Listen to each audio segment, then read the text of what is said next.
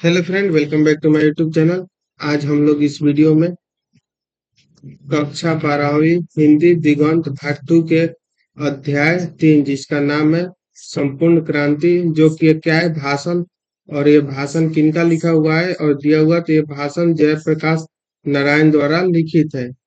तो आइए इस वीडियो में हम लोग आज इनका जीवनी यानी कि जीवन परिचय, लेखक परिचय इस वीडियो में करने वाला है। तो चलिए आइए शुरू करते हैं। ये है जयप्रकाश नारायण। इनका जन्म 11 अक्टूबर 1902 को हुआ था। 1902 को 11 अक्टूबर 1902 को। और इनका निधन 8 अक्टूबर 1979 में हुआ था। जन्म 2 अक्टूबर 1902 और निधन 8 अक्टूबर 1979। जन्म स्थान जो इनका था वो सिताब दियारा गांव, उत्तर प्रदेश के बलिया और बिहार के सारण जिले में फैला हुआ है। उत्तर प्रदेश के बलिया और बिहार के सारण जिले में फैला हुआ है। इनका पुकार का जो नाम था, वो बचपन का पुकार का नाम जो था वो बचपन में बाउल, बड़े होने पर जेपी नाम से प्रसिद्ध। अपनी जन साक्षरता के लिए लोकनायक के रूप में प्रसिद्ध है।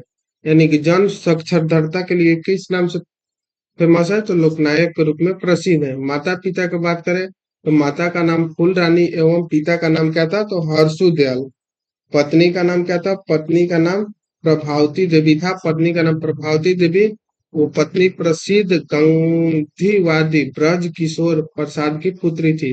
वो जो प्रभावती देवी थी वो गांधीवादी ब्रज किशोर की पुत्री थी। आगे उनके शिक्षा बारे में, तो उनका शिक्षा की बात करें तो आरंभिक शिक्षा घर पर ही की है। फिर पटना कॉलेज पटना में दाखिल हुए। यही बिहार में हिंदी की वर्तमान स्थिति विषय पर लेख के लिए सर्वोच्च पुरस्कार प्राप्त किया। इसके बाद पटना कॉलेज पटना में प्रवेश। असहयोग आंदोलन के दौरान शिक्षा अधूरी छोड़ी, यानी कि असहयोग आंदोलन के दौरान उनका क्या हुआ, तो शिक्षा अधूरी छोड़ने पड़े। 1922 में शिक्षा प्राप्ति के लिए अमेरिका गए। 1922 में शिक्षा प्राप्ति के लिए कहाँ गए, तो अमेरिका गए। वहां कैलिफोर्निया, वर्केल, वाशिंगटन, मैटिन्स आदि कई विश्वविद्यालय में अध्ययन किया। मार्क्सवाद और समाजवाद की शिक्षा यहीं ग्रहण की।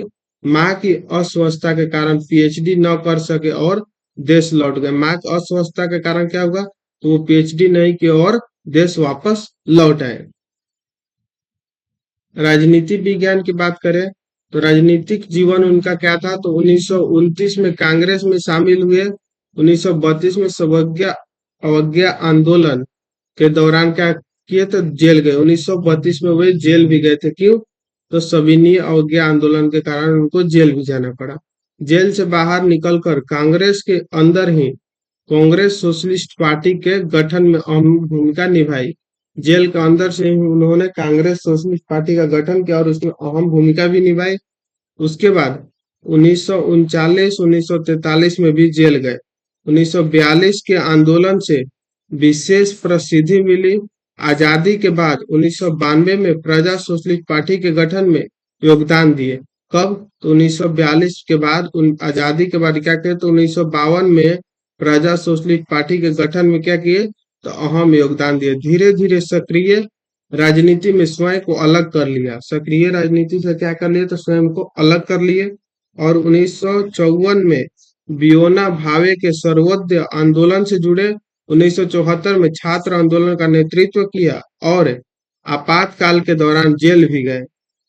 इनके मार्गदर्शन में ही जनता पार्टी का गठन हुआ। इनके मार्गदर्शन में ही क्या हुआ, तो जनता पार्टी का गठन हुआ। उसके बाद इनकी कृतियां समान की बात करें तो रिकंस्ट्रक्शन ऑफ इंडिया पॉलिटी, कुछ कविताएं भी लिखी, डायरी एवं निबंध भी प्रकाशित किए। उसके बाद 1965 में समाज सेवा के लिए मैग्सेसे सम्मान और 1998 में भारत रत्न मिला। यानी कि 1965 में कौन सा सम्मान मिला, तो मैग्सेसे मिला। उसके बाद 1998 में भारत रत्न भी इनको मिला है। जयप्रकाश नारायण 20वीं सदी के भारत के एक प्रमुख समाजवादी विचारक, क्रांत दर्शक नेता, समर्पित समाजकर्मी तथा विद्रोही स्वाधीनता सेनानी थे। उनका अध्ययन विशाल और वैधव्यपूर्ण था। राजनीति, संगठन, कर्म और लोक सेवा का अनुभव व्यापक और गहन था। भारतीय जनता में उनकी अस्थायी विश्वसनीयता और प्रतिष्ठा थी। निष्ठा और अध्यवसाय से परिपूर्ण अपने सक्रिय रचनात्मक सार्वजनिक जीवन में उन्होंने क्या किया, तो अंतर्राष्ट्रीय पहचान और प्रतिष्ठा कमाई थी। वे अपने समय में विश्व के कुछ चुने हुए लोकतांत्रिक नेताओं में से क्या थे, तो एक थे। विदेश में अपनी शिक्षा पूरी कर लौटने के बाद उन्होंने स्वाधीनता संग्रह संघर्ष में अपने को क्या किया, तो झोंक दिया। किसमें, तो स्वाधीनता संघर्ष में। स्वाधीनता संघर्ष में उनकी भूमिका क्रांति धर्मी थी। स्वाधीनता प्राप्ति के बाद उन्होंने सत्ता केंद्रित राजनीति के बदले अपने लिए क्या किया, तो लोक केंद्रित रचनात्मक राजनीति और समाज सेवा का मार्ग चुना। उन्होंने समानता, न्याय, सामाजिक परिवर्तन और लोकतंत्र के पक्ष में पत्रकारिता की तथा लोक सेवा के अनेक कार्यक्रम और अभियान चलाए, यानी कि बहुत सारे अभियान चलाए और लोक सेवा भी किया। पड़ोसी देश नेपाल में लोकशाही के लिए हुए संघर्ष में भी उनका योग रहा। गांधीवाद के संघर्ष में, गलत लिखा है, आकर उन्होंने अपनी लोकनिष्ठा अधिक श्रेणी की तथा विनोबा भावे के भूदान आंदोलन में उल्लेखनीय रचनात्मक भूमिका निभाई। उसके बाद 60 के दशक में अपनी ईमानदारी, त्याग और निस्वार्थ लोक सेवा के कारण जनता के बीच अर्जित अपनी विश्वसनीयता के चलते उन्होंने डाकुओं के हृदय परिवर्तन और पुनर्वास को लेकर उल्लेखनीय उपलब्धियां हासिल की। आगे जब देश में आपातकाल लागू हुआ और जनतांत्रिक अधिकारियों का क्रूरतापूर्वक दमन किया जाने लगा, तब वह बिहार, गुजरात सहित समूचे देश में छात्रों और युवाओं का आक्रोश क्या हुआ था, आक्रोश फूट पड़ा, यानी कि गुस्सा जो था वो सामने आने लगा। छात्रों और युवाओं के ही अनुरोध पर बुढ़ापा और बीमारी के बावजूद जयप्रकाश नारायण ने आंदोलन का नेतृत्व क्या किया, तो स्वीकार कर लिया।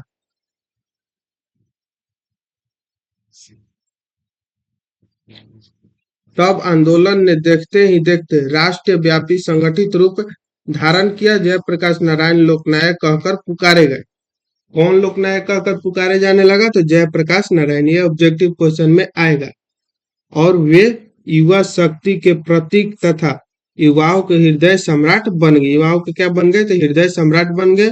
उन्होंने संपूर्ण क्रांति का नारा दिया। संपूर्ण क्रांति का नारा किसने दिया, तो जयप्रकाश नारायण ने।